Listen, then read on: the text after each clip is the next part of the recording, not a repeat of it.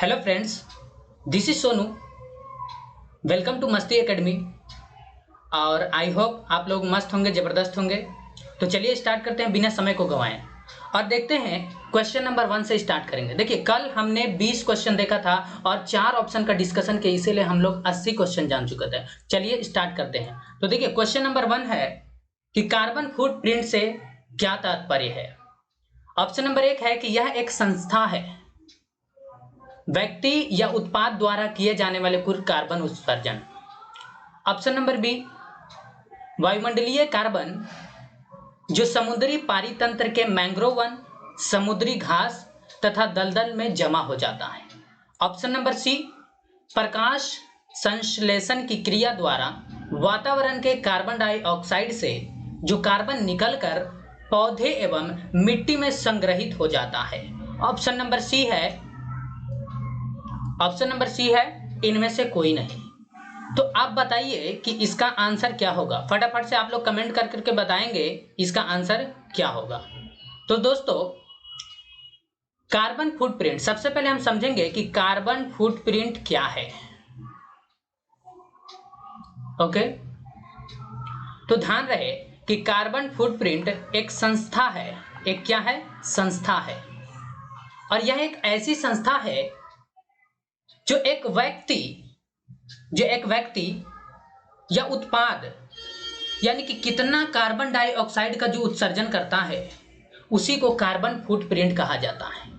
तो इसका सटीक आंसर अगर हम देखेंगे तो ऑप्शन नंबर 1 में कह रहा है कि यह एक संस्था है। बिल्कुल, यहां तक इसने बात बिल्कुल सही कहा है। उसके बाद कह रहा है कि यह व्यक्ति या उत्पाद द्वारा किए जाने वाले कुल कार्बन उत्सर्जन, यानी एक व्यक्ति जो है या उत्पाद कितना कार्बन का उत्सर्जन करता है वही कार्बन फुटप्रिंट कहलाता है। एक होता है कार्बन क्रेडिट।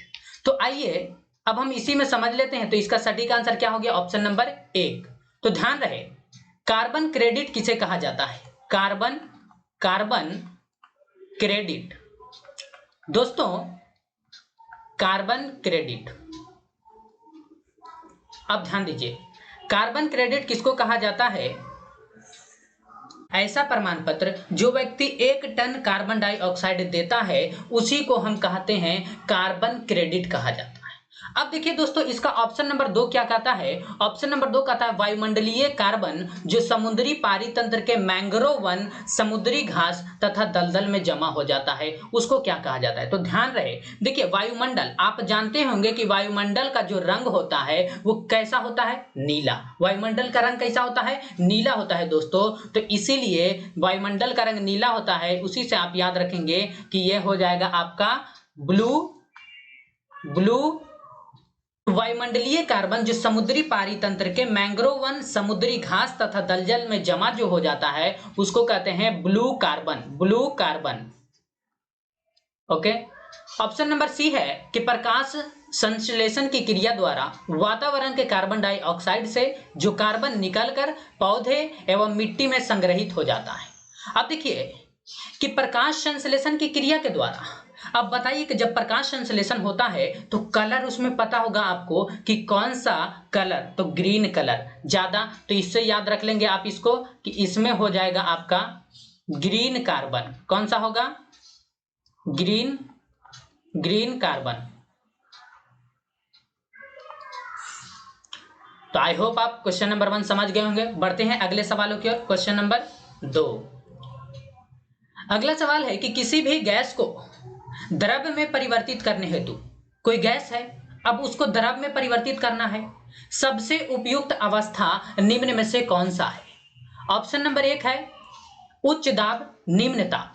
ऑप्शन नंबर 2 है उच्च दाब निम्न ताप। ऑप्शन नंबर 3 है उच्च दाब उच्च ताप। और ऑप्शन नंबर 4 है निम्न दाब निम्न ताप। अब आप देखिए कि किसी गैस है, मान लीजिए यहां पर यह एक कंटेनर है, हमने एक कंटेनर लिया और इस कंटेनर में हम भर देते हैं गैस को। क्या भर दिए हैं? गैस भर दिए दोस्तों, ये है गैस। अब बताइए, इस कंटेनर में हमने गैस को भर दिया और गैस को भरने के बाद हम ऊपर से एक पिस्टन लगा देते हैं। क्या लगाते हैं? पिस्टन। ये रहा पिस्टन। और इस पिस्टन से हम क्या करेंगे? दबाव लगाएंगे। ये हमारा कंटेनर है और कंटेनर में एक पिस्टन लिए और पिस्टन से हम क्या लगाएंगे, दबाव लगाएंगे। जितना अधिक दबाव लगाएंगे ना दोस्तों, दबाव लगाएंगे तो वो जो गैस होगा ना, गैस क्या हो जाएगा, धीरे धीरे धीरे धीरे मेल्ट होकर के वो क्या बन जाएगा, ठंडा होकर के वो पानी बन जाएगा, यानी द्रव बन जाएगा। तो हम इसका सटीक आंसर कहेंगे कि किसी गैस को द्रव में परिवर्तित करने हेतु सबसे उपयुक्त अगर कोई अवस्था है तो दाब को बढ़ा लीजिए और ताप खुद ब खुद क्या हो जाएगा, घट जाएगा। तो इसका हम कहेंगे कि इसका सटीक आंसर होगा ऑप्शन नंबर बी, उच्च दाब निम्न ताप, उच्च दाब निम्न ताप। बढ़ते हैं अगले सवाल की ओर। क्वेश्चन नंबर 3, ध्यान दें। देखिए क्वेश्चन नंबर 3 कहता है कि यदि जल का कुछ द्रव्यमान, पानी ले लीजिए और उसका कुछ द्रव्यमान ले लीजिए, फिर कहता है और बर्फ ले लीजिए और बर्फ का कुछ द्रव्यमान ले लीजिए। कहते हैं कि जो 0 डिग्री सेल्सियस पर है, यानी बर्फ भी 0 डिग्री सेल्सियस पर है और जल भी 0 डिग्री सेल्सियस पर है दोस्तों। कहते हैं कि अब दोनों को मिला लीजिए। देखिए यहां पर एक कंटेनर ए है, एक कंटेनर ए है, इसमें जल है, दूसरा कंटेनर बी है और इसमें क्या है, इसमें बर्फ है। तो ये रहा हमारा जल और ये रहा दोस्तों बर्फ। अब देखिए दोनों हमने लिया है कितना पर, 0 डिग्री सेल्सियस पर, 0 डिग्री सेल्सियस पर पानी भी है और 0 डिग्री सेल्सियस पर बर्फ भी है दोस्तों। अब कहता है ना कि इन दोनों को ना मिला दीजिए।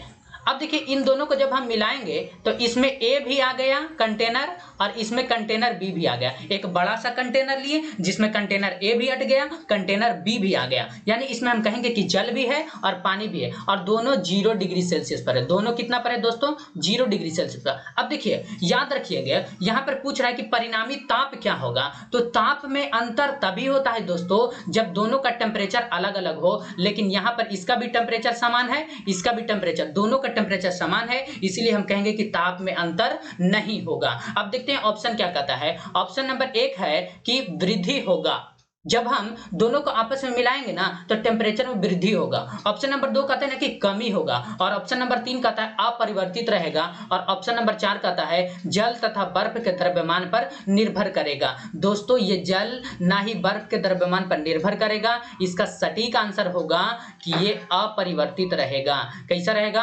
अपरिवर्तित रहेगा। इसका सटीक आंसर होगा ऑप्शन नंबर सी। बढ़ते हैं अगले सवाल की ओर। क्वेश्चन नंबर 4, देखिए क्वेश्चन नंबर 4 है कि निम्न में कौन सा एक सही सुमेलित नहीं है। जो नीचे आपको 4 ऑप्शन दिया गया है ना, बताना है कि कौन गलत है दोस्तों। ऑप्शन नंबर 1 है कोकाई, गोल आकार के जीवाणु। ऑप्शन नंबर 2 है बेसिलस, छड़ आकार के जीवाणु। ऑप्शन नंबर 3 है वाइब्रियो, घनाकार जीवाणु और ऑप्शन नंबर 4 है स्पाइरिला, सर्पिल आकार के जीवाणु। तो आप फटाफट से इसको कमेंट करके बताइए कि इसका आंसर क्या होगा। क्या गोल आकार के जीवाणु को कोकाई कहा जाता है? बिल्कुल, गोल आकार के जीवाणु को कोकाई या तो कोकस भी कहते हैं, कोकाई या कोकस कहा जाता है। गोल आकार के जीवाणु को कोकाई या कोकस कहा जाता है। ऑप्शन नंबर बी कहता है बेसिलस, क्या कहता है, बेसिलस, बेसिलस छड़ आकार के जीवाणु को बेसिलस कहा जाता है। बिल्कुल बिल्कुल कथन सत्य है कि छड़ आकार के जीवाणु को बेसिलस कहा जाता है और गोल आकार के जीवाणु को कोकाई या कोकस कहा जाता है। अब देखिए तीसरा है कि वाइब्रियो, वाइब्रियो यानी घनाकार आकार के जीवाणु को वाइब्रियो कहा जाता है। बिल्कुल गलत है दोस्तों, ये कौमा आकार के जीवाणु को, कौमा आकार के जीवाणु को वाइब्रियो कहा जाता है। कौमा आकार के जीवाणु को वाइब्रियो कहा जाता है। तो इसका आंसर हम कहेंगे, इसका आंसर ऑप्शन नंबर सी हुआ। अब देखिए इसको याद कैसे रखेंगे, इसको मैं बता देता हूं। तो देखिए सबसे पहले आप याद रखिए कि कोकाई, इसको तो रट जाइए कि गोल आकार के जीवाणु को कोकाई या कोकस, गोल आकार के जीवाणु को कोकाई या कोकस 4 से 5 बार बोलेंगे, 2-3 बार लिखेंगे, आपको याद हो जाएगा। दूसरा नंबर कहता है बेसिलस। अब देखिए जब हम बिल्डिंग को बना रहे होते हैं तो बिल्डिंग को बनाते वक्त बेस को मजबूत करने के लिए किसकी जरूरत पड़ती है? जितना बेहतरीन हम छड़ देंगे उतना ही ज्यादा हमारा बेस मजबूत होगा दोस्तों। तो यह है कि बेसिलस यानी छड़ आकार के जीवाणु को बेसिलस कहा जाता है। बेस बनाने के लिए क्या चाहिए? छड़ चाहिए, बेस बनाने के लिए छड़ चाहिए, इसे याद रख लेंगे। उसके बाद है वाइब्रियो, वाइब्रियो जो है कि कौमा आकार के जीवाणु को वाइब्रियो कहा जाता है, इसको रट लीजिए। बात आता है 4 नंबर और 4 नंबर है स्पाइरिला। देखिए स्पाइरिला यानी ये नाम से ये स्पष्ट हो रहा है, स से भी आधा सा इसमें है, इसमें पूरा सा है, स से आधा सा है स्पाइरिला और सर्पिल जो है कि पूरा स से है। तो दोनों स से है, इसीलिए हम इसको याद रख लेंगे कि स्पाइरिला सर्पिल आकार के जीवाणु को कहते हैं। तो आई होप आप 4 नंबर समझ गए होंगे। बढ़ जाते हैं अगले सवाल की ओर, बढ़ जाएं, चलिए बढ़ जाते हैं।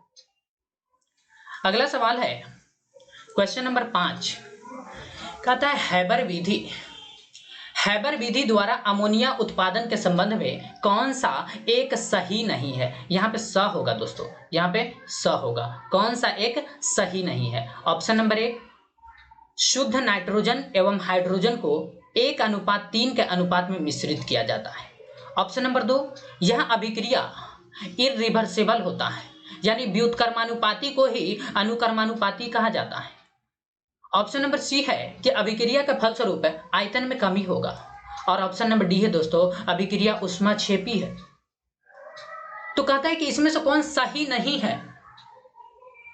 देखिए, सबसे पहली बात तो ये एक इंपॉर्टेंट फैक्ट है, आप इसको याद रख लीजिए कि पूछ देता है एग्जाम में, बहुत सारे एग्जाम में पूछा गया सवाल है कि अमोनिया का जो उत्पादन होता है किस विधि द्वारा होता है। तो दोस्तों अमोनिया उत्पादन हैबर विधि, अमोनिया उत्पादन हैबर विधि, 5 से 10 बार बोलिए ना, आपको याद हो जाएगा। अमोनिया उत्पादन हैबर विधि, अमोनिया का उत्पादन हैबर विधि से होता है। अब बताइए, ये तो हम जान गए कि अमोनिया का उत्पादन हैबर विधि से होता है, लेकिन कहता है कि इनमें से कौन सा जो है कि उत्तर गलत है। ऑप्शन नंबर 1 कहता है कि शुद्ध नाइट्रोजन एवं हाइड्रोजन को 1:3 के अनुपात में, बिल्कुल शुद्ध नाइट्रोजन एवं हाइड्रोजन को हम 1:3 के अनुपात में लेते हैं। ऑप्शन नंबर 1 सही है। दूसरा कहता है कि यह एक इरिवर्सिबल होता है। दोस्तों ये कथन गलत है, यह इरिवर्सिबल नहीं, यह रिवर्सिबल होता है। जब हम यहाँ पर नाइट्रोजन लेंगे और 3 मोल हाइड्रोजन लेंगे तो ये बनता है 1 मोल हमारा अमोनिया बनता है, और ये अमोनिया जो बनता है ये रिवर्सिबल होता है दोस्तों, यानी हम अमोनिया को वापस हिट कर करके जो है कि हम नाइट्रोजन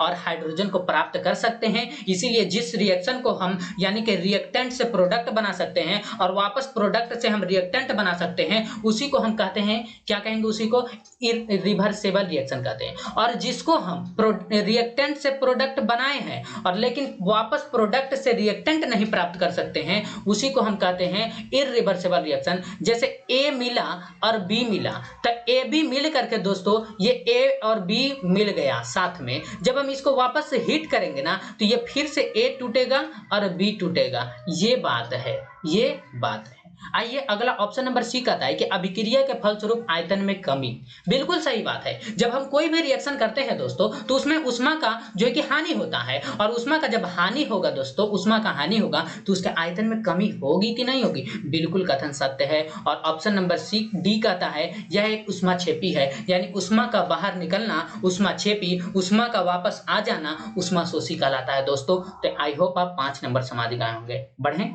चलिए अगले सवाल। अगला सवाल है कि कौन सा कथन असत्य है?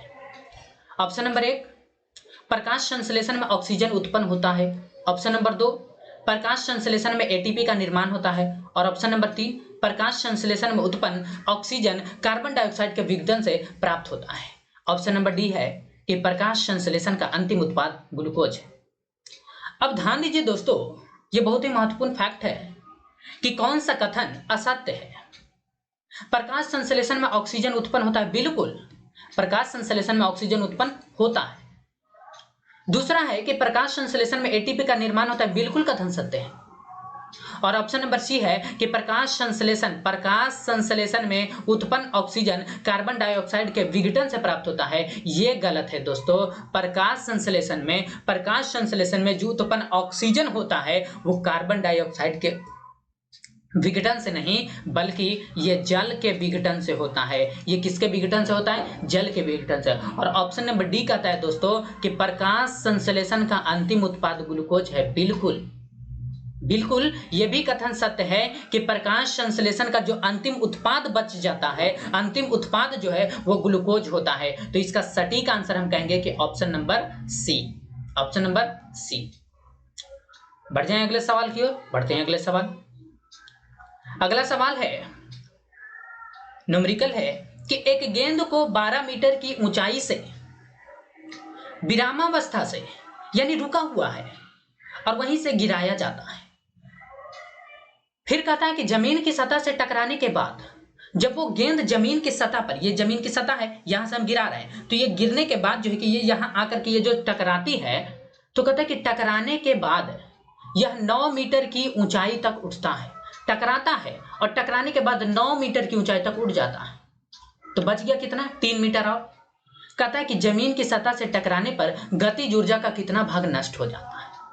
अब देखते हैं ऑप्शन नंबर 1 है 1/2 भाग नष्ट होता है, ऑप्शन नंबर 2 है 1/4 भाग नष्ट होता है, ऑप्शन नंबर 3 है 1/6 भाग नष्ट होता है और ऑप्शन नंबर 4 है 1/8। बनाइए इसको, 2 मिनट का समय देते हैं, बल्कि ये 2 मिनट का है नहीं, हालांकि इसको 30 सेकंड के अंदर में बन जाना चाहिए। तो देखिए दोस्तों, सबसे पहले आप देखिए कि जब ये विरामावस्था में है तो इनिशियल वेलोसिटी इसका क्या हो जाएगा, इनिशियल वेलोसिटी 0 मीटर पर सेकेंड।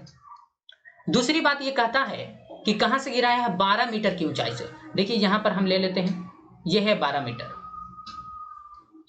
अब देखिए ये 12 मीटर की ऊंचाई से गिरा, और जब ये गिरा तो सतह, ये रहा सतह, ये रहा अर्थ, ये रहा अर्थ, और अर्थ से टकराने के बाद ना दोस्तों, अर्थ से टकराने के बाद, अर्थ से, पेन चेंज कर लेते हैं कलर,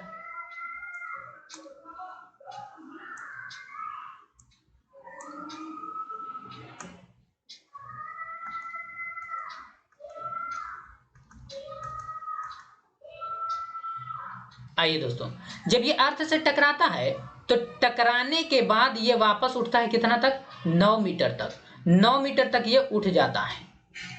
कलर चेंज कर लेते हैं फिर से,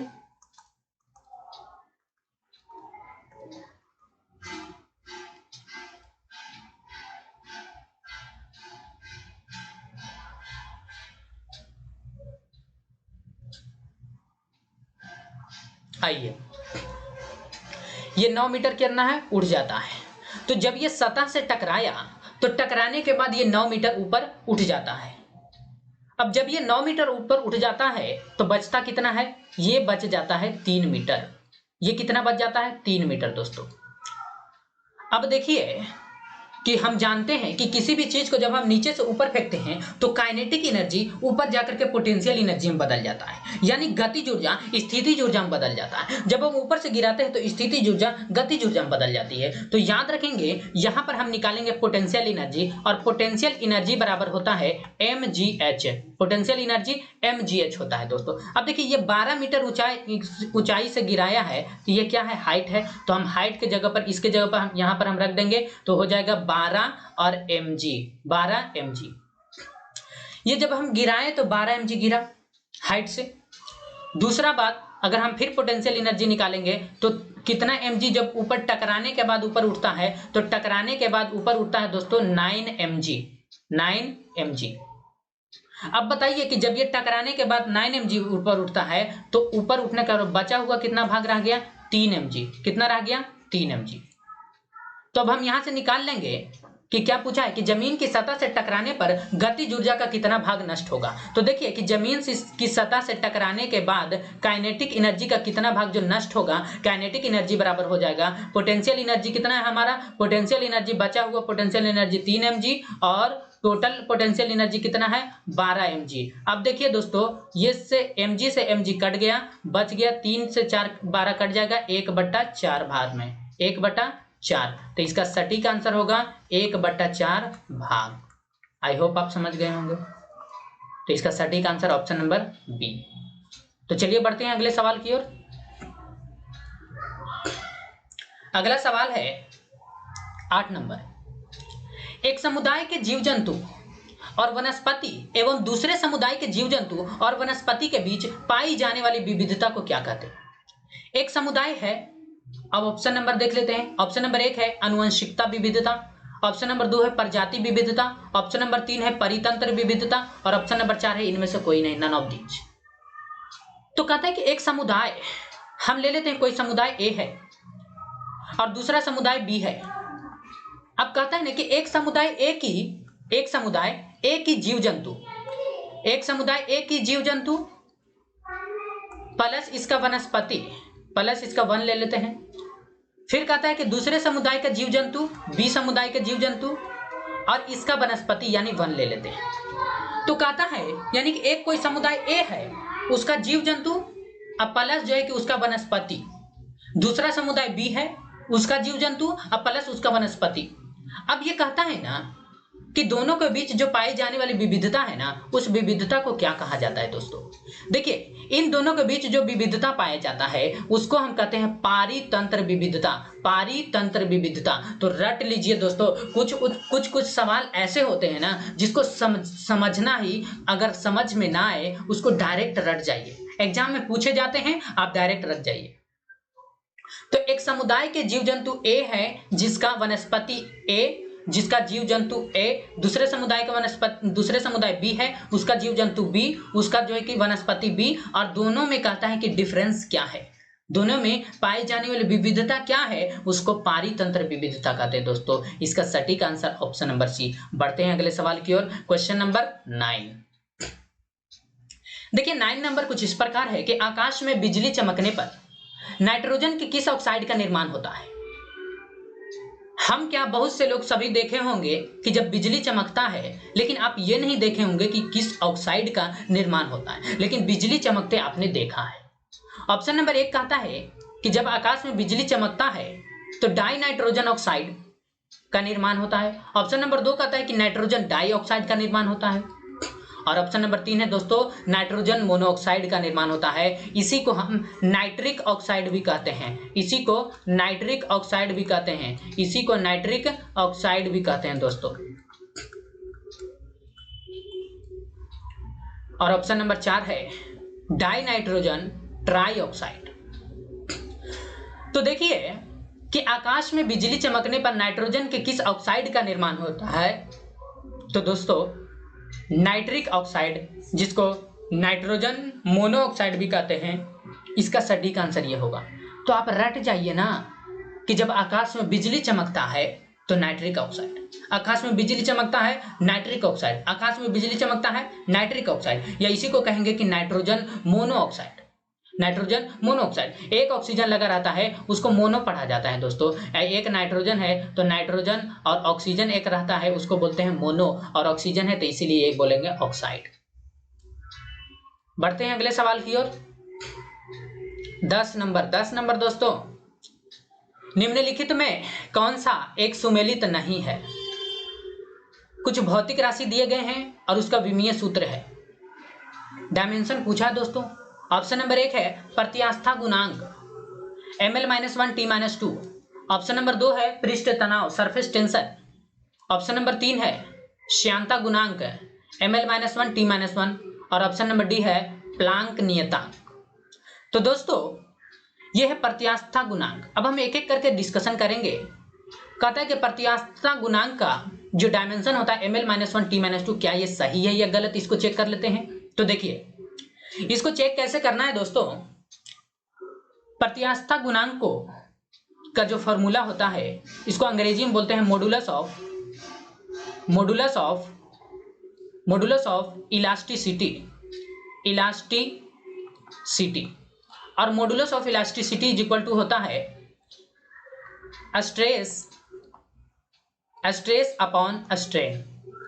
modulus of elasticity is equal to होता है स्ट्रेस अपॉन स्ट्रेन। यानी हम कहेंगे कि प्रत्यास्थता गुणांक बराबर होता है प्रतिबल बटा विकृति, प्रतिबल बटा विकृति। रट जाइए दोस्तों। और ये प्रतिबल, और यहां से तो आप पहले इसको याद रखिए कि स्ट्रेन का कोई बीमा होता ही नहीं, विकृति का दोस्तों बीमा होता ही नहीं है। विकृति का बीमा होता है? नहीं होता है। तो इसको आप याद कर लीजिए कि विकृति ऐसा बीमाहीन राशि है, विकृति बीमाहीन राशि है, और ना ही इसका कोई मात्रक होता है। तो विकृति मात्रकहीन बीमाहीन राशि है। और जब किसी का मात्रक नहीं होगा तो उसका हम डायमेंशन निकालेंगे कैसे? निकालना संभव है? इम्पॉसिबल। तो अब ध्यान रहे दोस्तों, अब हम सिर्फ किसका निकालेंगे? स्ट्रेस का, यानी प्रतिबल का। और प्रतिबल बराबर होता है बल बटा क्षेत्रफल। प्रतिबल बराबर होता है बल बटा क्षेत्रफल, यानी हम कहेंगे कि फोर्स पर एरिया। अब सभी को पता होगा कि बल का डायमेंशन होता है ml-t-2 और क्षेत्रफल का होता है L2। अब देखिए ये इससे एक से ये कट जाएगा, बच जाएगा एक, ये ऊपर जाएगा तो हो जाएगा ml-1 t-2। तो हम कहेंगे दोस्तों कि ये जो डायमेंशन दिया है प्रत्यास्थता गुणांक का ml-1 t-2, ये कथन सत्य है। अब बढ़ते हैं अगला की ओर, इसे मिटा देते हैं क्योंकि जगह स्पेस नहीं है दोस्तों। और ध्यान दीजिए, इसे मिटाते हैं। अब हम डिस्कस करेंगे ऑप्शन नंबर बी को। दोस्तों आप लोग भी सॉल्व करें जब तक बी को।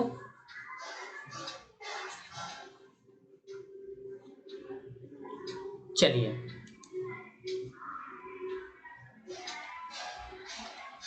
ध्यान दीजिए, तो ये तो सही है। अब ऑप्शन नंबर बी कहता है पृष्ठ तनाव, सरफेस टेंशन। दोस्तों सरफेस टेंशन क्या होता है? क्या सरफेस टेंशन किसी सरफेस पर होता है? नहीं, ये सरफेस टेंशन ये लिक्विड के सरफेस पर होता है। सरफेस टेंशन दोस्तों, ये मान लीजिए पानी की बूंद है और पानी के बूंद पर जो लंबाई है ना दोस्तों, लंबाई पर जो बल लगता है ना, उसी को यानी हम कहेंगे कि एकांक लंबाई पर, क्या कहेंगे? एकांक लंबाई पर लगने वाले बल को, एकांक लंबाई पर लगने वाले बल को ही हम सरफेस टेंशन कहते हैं। लेकिन क्या एकांक लंबाई हम किसी सरफेस के एकांक लंबाई? नहीं दोस्तों, ये पानी के बूंद के सरफेस के एकांक लंबाई के एकांक लंबाई पर लगने वाले बल को ही हम क्या कहते हैं? सरफेस टेंशन कहते हैं। तो आइए हम सरफेस टेंशन को निकालते हैं। सरफेस टेंशन बराबर होता है, सरफेस टेंशन यानी पृष्ठ तनाव बराबर होता है बल बटा लंबाई। बल बटा लंबाई हो जाएगा दोस्तों। और बल का तो हम जान ही रहे हैं, ml t-2, ml t-2। और लंबाई का तो आपको पता ही है, l होगा। l ने l को मारा तो कहेंगे कि इसका हो जाएगा ml0 t-2। चाहे तो आप इसको ml0 को लिख सकते हैं, ना भी लिख सकते हैं दोस्तों। तो आई होप अब बी क्लियर हो गया होगा, यानी हम कहेंगे कि बी भी सही है, बी भी सही है। तो आइए, बी भी सही है दोस्तों, इसको मिटा दूं? चलिए मिटा देते हैं। अब ध्यान दीजिएगा, ए बी तो सही निकला। अब देखते हैं सी क्या है। ऑप्शन नंबर सी दोस्तों, ऑप्शन नंबर सी, ध्यान दीजिए। देखिए ए भी सही है, बी भी सही है। अब देखिए सी कहता है श्यानता गुणांक, तो इसको आप रट जाइए ना, इसकी चर्चा अगला क्वेश्चन में करेंगे। तो श्यानता गुणांक का जो एसआई मात्रक होता है ml-1 t-1। बात करते हैं प्लांक नियतांक का। दोस्तों प्लांक नियतांक ही इसका सटीक आंसर होगा, क्योंकि प्लांक नियतांक हम जानते हैं कि प्लांक नियतांक यानी कि यह एक कांस्टेंट है, प्लैंक कांस्टेंट है। प्लैंक साहब ने दिया था केमिस्ट्री के क्षेत्र में। तो देखेंगे कि इसका जो डायमेंशन होता है, देखिए प्लांक नियतांक का जो मात्रक होता है दोस्तों, वो होता है जूल सेकेंड। क्या होता है? Joule second. और जूल क्या है? ये कार्य है। जूल क्या है? ये कार्य का ऐसा मात्रक है। कार्य हम जानते हैं कि W बराबर होता है W बराबर Fs, यानी कि बल गुना विस्थापन। और ये तो हमारा सेकंड, ये तो टाइम है ही है, सेकंड पूरा लिखते हैं दोस्तों, सेकंड।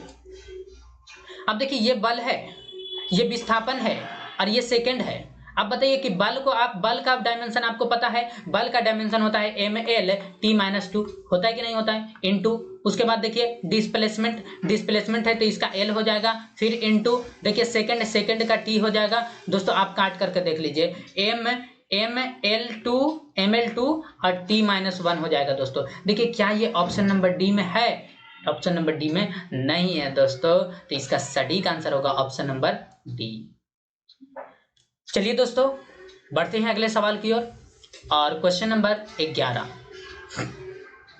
कहता है कि टेंडन जिनके माध्यम से मांसपेशी हड्डी से जुड़ी रहती है, निम्नलिखित में से किस एक लंबी रेशेदार प्रोटीन का दृढ़ सघन बंडल होती है? यानी टेंडन जिनके माध्यम से मांसपेशी हड्डी, यानी हड्डी और मांसपेशी आपस में, यानी हम कहेंगे कि गोश्त और हड्डी दोनों आपस में जो जुड़ा रहता है हमारे बॉडी के अंदर, वो किसके वजह से जुड़ा रहता है? ऑप्शन नंबर 1 है फाइब्रिन, ऑप्शन नंबर 2 है इलास्टिन, और ऑप्शन नंबर 3 है कोलेजन, और ऑप्शन नंबर 4 है हिस्टामिन। देखिए दोस्तों सबसे पहले आप इसको ऑप्शन नंबर सी को समझिए कि कोलेजन का मतलब होता है टक्कर। कोलिजन का मतलब क्या होता है दोस्तों? टक्कर होता है। कोलिजन मतलब टक्कर। एक होता है जैसे पूछ देता है एग्जामिनर कि हड्डी हड्डी का जोड़ क्या कहलाता है। जब हम एक हड्डी को दूसरे हड्डी से जोड़ते हैं, जैसे पैर में, पैर की अगर मैं हड्डी की बात करूं या हाथ की हड्डी की ही बात करूं, अभी हाथ हमारा दिख रहा है तो इसीलिए आप देखिए यहाँ पे हमारा, यहाँ पे क्या है, यहाँ हाथ पे, यहाँ समझिए यह है हमारा कार्पल और यह है मेटाकार्पल और यह है फ्लेंजिज। यह है हमारा ह्यूमरस, यह है रेडियस, यह है अल्ना। तो ये जो हमारा जो बाजू होता है, बाजू में जो हड्डी होता है उसको बोलते हैं ह्यूमरस। ह्यूमरस से जैसे ही हम आगे बढ़ते हैं यहाँ पे हमारा किहुनी आता है, एल्बो, और एल्बो के बाद यहाँ पर हमारा दो हड्डी इसमें मौजूद हो जाता है। एक तो है रेडियस और दूसरा ulna. Radius ulna, radius ulna. अब ये दोनों हड्डी यानी कि आपस में जो जुड़ा होता है वो किसके वजह से, तो देखिए हड्डी हड्डी के जोड़ को हम कहते हैं लिंगामेंट। हड्डी हड्डी के जोड़ को लिंगामेंट कहते हैं दोस्तों, और हिंदी में इसी को टेंडन कहा जाता है। देखिए जो कि यहाँ पे टेंडन लिखा है। बहुत से अंग्रेजी वर्ड को हिंदी में लिख दिया जाता है, उसको हिंग्लिश कहते हैं दोस्तों, इंग्लिश नहीं, उसको हिंग्लिश कहते हैं। तो यहाँ पे जो सवाल पूछा है कि टेंडन जिनके माध्यम से मांसपेशी हड्डी से जुड़ी रहती है, निम्न में से किस एक लंबी रेशेदार प्रोटीन का दृढ़ सघन बंडल होती है। ये यहाँ पे प्रोटीन का बात पूछा है दोस्तों, तो यहाँ पर इसका आंसर होगा कोलेजन। क्या होगा? कोलेजन। बढ़ते हैं अगले सवाल की ओर और क्वेश्चन नंबर 12 नंबर दोस्तों, 12 नंबर आइए। कहता है कि सोडियम धातु का निष्कर्षण, सोडियम धातु है जिसका निष्कर्षण गलित सोडियम क्लोराइड के विद्युत अपघटन द्वारा होता है, ना कि जलीय सोडियम क्लोराइड के द्वारा। ऑप्शन नंबर 1, सोडियम क्लोराइड जलीय विलयन में आयनीकृत नहीं होता है। ऑप्शन नंबर 2, कैथोड पर जमा सोडियम जल से क्रिया करके सोडियम बना सकता है। ऑप्शन नंबर 3 है कि सोडियम क्लोराइड जल में घुलनशील नहीं है। और ऑप्शन नंबर 4 है नन ऑफ दीज, इनमें से कोई नहीं। तो इसका कहना है कि सोडियम धातु का निष्कर्षण, देखिए निष्कर्षण गलित सोडियम क्लोराइड के विद्युत अपघटन द्वारा होता है। इसका कहना है कि जब हम सोडियम क्लोराइड के विद्युत अपघटन कराते हैं तब हमको सोडियम धातु प्राप्त होता है। नहीं दोस्तों, ये कहता है कि सोडियम धातु का निष्कर्षण गलित सोडियम क्लोराइड के विद्युत अपघटन के द्वारा प्राप्त होता है, ना कि जलीय सोडियम क्लोराइड के द्वारा। तो देखिए इसका सटीक आंसर होगा ऑप्शन नंबर बी। कहते हैं कि कैथोड पर जमा सोडियम जल से क्रिया करके सोडियम बना सकता है। इसका सही आंसर है कि कैथोड पर जमा सोडियम जल से क्रिया करके सोडियम बना सकता है। तो इसका आंसर क्या होगा दोस्तों? ऑप्शन नंबर बी होगा। बढ़ते हैं अगले सवाल की ओर और अगला सवाल कुछ इस प्रकार है। 13 नंबर दोस्तों आइए। कोई महिला किसी समतल दर्पण के सामने 1 मीटर की दूरी पर है। कोई महिला है और एक शीशा है, जो घरों में शीशा होता है वो ऑलरेडी समतल दर्पण ही होता है। तो कहते हैं कि वो समतल दर्पण के सामने 1 मीटर, अर्थात हम इसे कह सकते हैं यानी कि ये 100 सेंटीमीटर पर खड़ी है महिला। कहते हैं वह दर्पण की ओर 60 सेंटीमीटर चलती है और चलने के बाद कहते हैं कि अब इस महिला से और उसके प्रतिबिंब की दूरी क्या है, यानी महिला जहां पे खड़ी है और फिर उसके प्रतिबिंब की दूरी क्या है दोस्तों, ये बताना है। 60 सेंटीमीटर चलने के बाद ऑप्शन नंबर 1 कहता है 40 सेंटीमीटर, बी कहता है 60 सेंटीमीटर और सी कहता है 80 सेंटीमीटर, डी कहता है दोस्तों 100 सेंटीमीटर। तो ध्यान रहे कि यह एक मिरर है, यह एक प्लेन मिरर है, समतल दर्पण है और यहाँ पे एक महिला है दोस्तों। ये महिला है, महिला को हमने एम से डिनोट कर दिया है। ये महिला यहाँ पर ये मिरर से इस महिला के बीच का जो डिस्टेंस है दोस्तों वो है 100 सेंटीमीटर अर्थात 1 मीटर।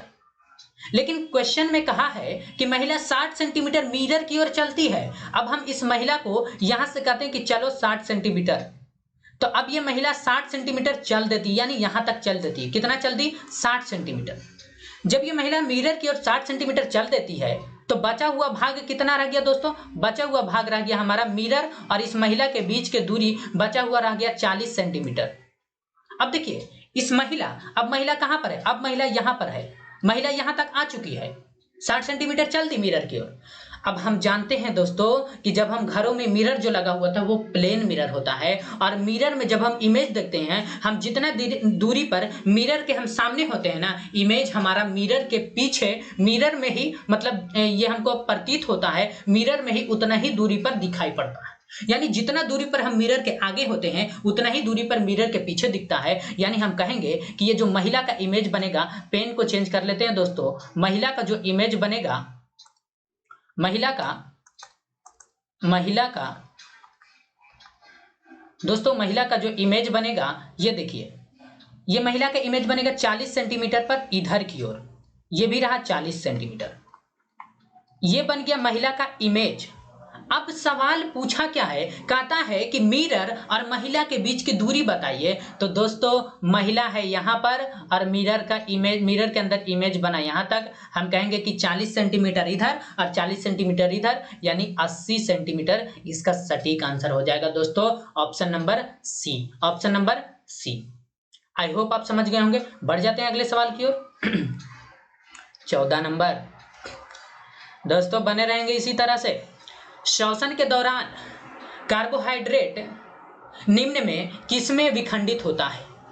यानी कि जब श्वसन होता है तो कार्बोहाइड्रेट किसमें टूटता है, किसमें टूटता है? यानी यहां पर सीधा सीधा सवाल पूछा है कि कार्बोहाइड्रेट जब हम श्वसन के दौरान किसमें टूटता है? टूटना दोस्तों, तोड़िए कार्बोहाइड्रेट को। ऑप्शन नंबर ए ग्लूकोज में, ऑप्शन नंबर 2 ग्लाइकोजन में, ऑप्शन नंबर 3 ऑक्सीजन तथा कार्बन डाइऑक्साइड में, और ऑप्शन नंबर 4 है कार्बन डाइऑक्साइड और जल में। तो दोस्तों जब श्वसन के दौरान जो कार्बोहाइड्रेट होता है वो कार्बन डाइऑक्साइड और जल में टूटता है। दोस्तों रट जाइए, पूछा हुआ सवाल है कि श्वसन के दौरान कार्बोहाइड्रेट जो होता है दोस्तों वो विखंडित होता है, वो टूटता है, किसमें टूटता है? कार्बन डाइऑक्साइड और जल में, कार्बन डाइऑक्साइड और जल में टूटता है। दोस्तों बढ़ते हैं अगले सवाल की ओर, और अगला सवाल है कुछ इस प्रकार।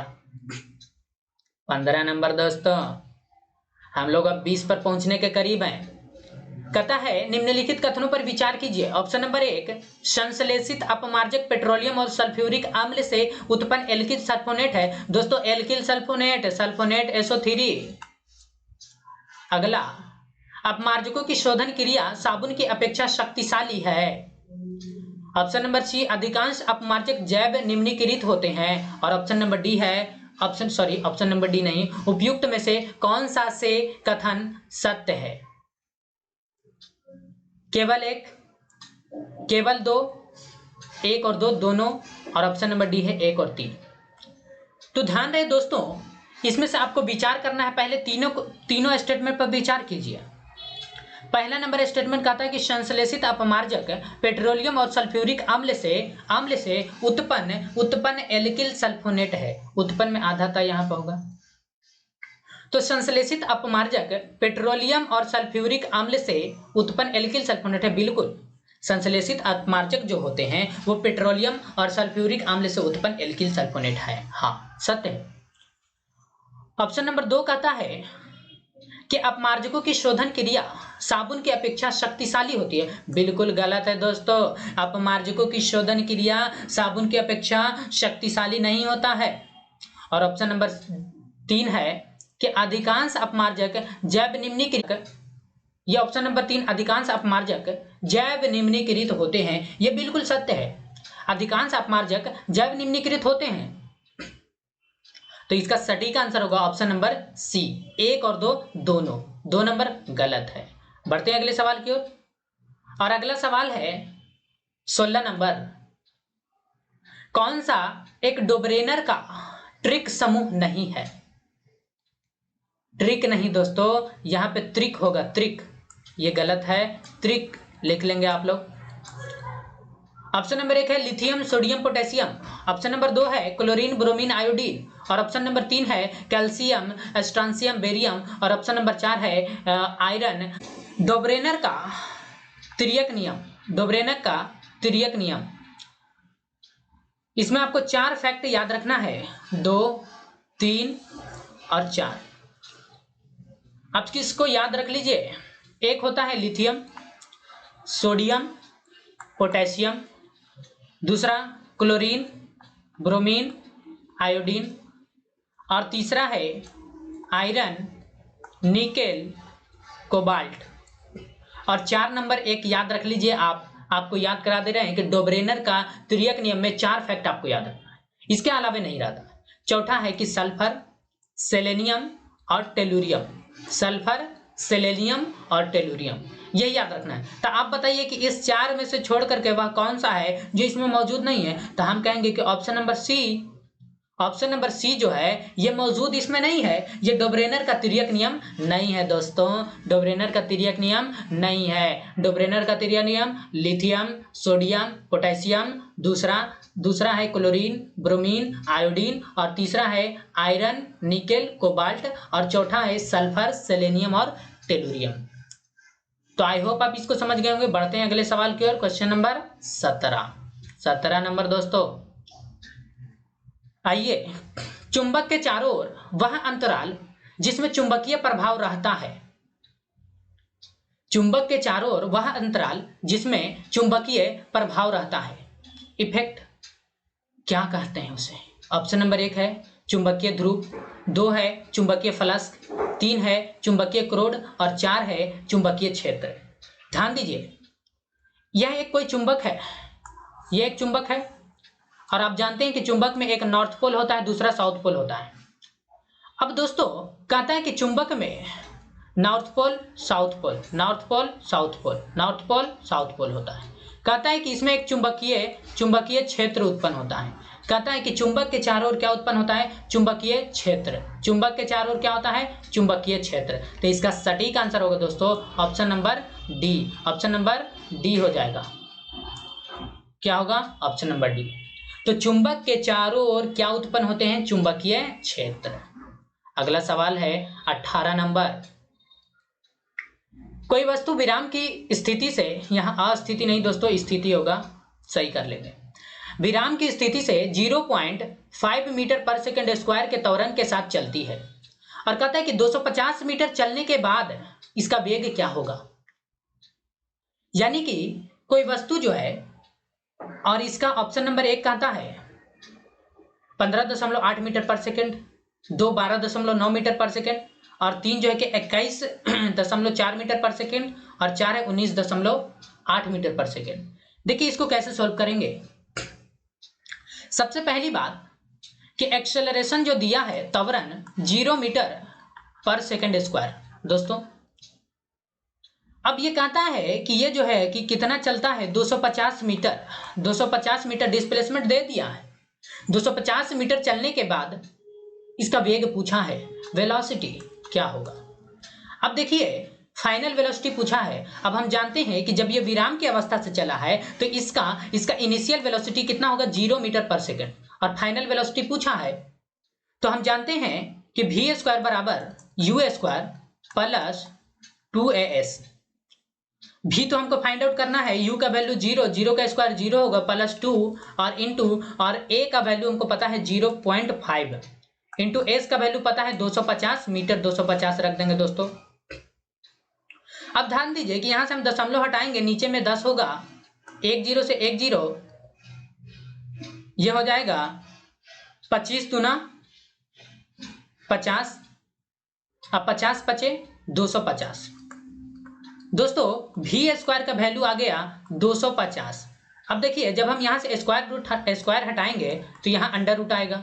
अब हम 250 का अंडर रूट निकालेंगे दोस्तों, लगभग आपको आएगा 15.8 मीटर पर सेकेंड। कहेंगे कि इसका सटीक आंसर होगा दोस्तों ऑप्शन नंबर ए। तो इसका सटीक आंसर क्या होगा? ए नंबर। बढ़ते हैं 19 नंबर, सेकेंड लास्ट। आइए क्वेश्चन है कि कपाल, दोस्तों कपल नहीं, कपाल के ऊपरी भाग को ढकने वाली मांसपेशी को क्या कहते हैं? ये जो कपाल देख रहे हैं ना, कपाल, क्रेनियम बोलते हैं अंग्रेजी में। तो कपाल के ऊपरी भाग को, और देहात के लोग इसे कपार कहते हैं, तो कपाल के ऊपरी भाग को ढकने वाली मांसपेशी को क्या कहते हैं? ऑप्शन नंबर 1 है गेलिया एपोन्यूरोटिका, ऑप्शन नंबर 2 है गेलिया पेरीन्यूरोटिका, और ऑप्शन नंबर 3 है गेलिया हाइपोन्यूरोटिका, ऑप्शन नंबर 4 है गेलिया एपीन्यूरोटिका। नाम थोड़ा उटपटांग है लेकिन इसको रट जाइए। इसका आंसर होगा ऑप्शन नंबर 1 कि कपाल के ऊपरी भाग को ढकने वाली जो मांसपेशी होती है, जो झिल्ली होती है दोस्तों, मांसपेशी होती है, उसे हम गेलिया एपोन्यूरोटिका, गेलिया एपोन्यूरोटिका। देखिए नाम थोड़ा उटपटांग है इसीलिए आप 4 से 5 बार बोलेंगे आपको याद हो जाएगा। बढ़ते हैं लास्ट नंबर सवाल की ओर, और लास्ट नंबर सवाल कुछ इस प्रकार है कि किसकी औसत शुद्ध प्राथमिक उत्पादकता सबसे कम है? किसकी औसत शुद्ध प्राथमिक उत्पादकता सबसे कम है? ऑप्शन नंबर 1 शीतोष्ण कटिबंधीय वन, ऑप्शन नंबर 2 है शीतोष्ण कटिबंधीय घास प्रदेश, ऑप्शन नंबर 3 है उष्ण कटिबंधीय वन, ऑप्शन नंबर 4 है उष्ण कटिबंधीय सवाना, और ऑप्शन नंबर 4। दोस्तों इसका सटीक आंसर होगा ऑप्शन नंबर बी कि किसकी शुद्ध औसत प्राथमिक उत्पादकता सबसे कम है, वह है शीतोष्ण कटिबंधीय घास प्रदेश, शीतोष्ण कटिबंधीय घास प्रदेश। रट जाइए दोस्तों। तो आई होप आप 20 क्वेश्चन समझ गए होंगे, यानी 80 क्वेश्चन समझिए, 20 ही नहीं 80। मिलेंगे नेक्स्ट वीडियो में, तब तक के लिए जय हिंद दोस्तों।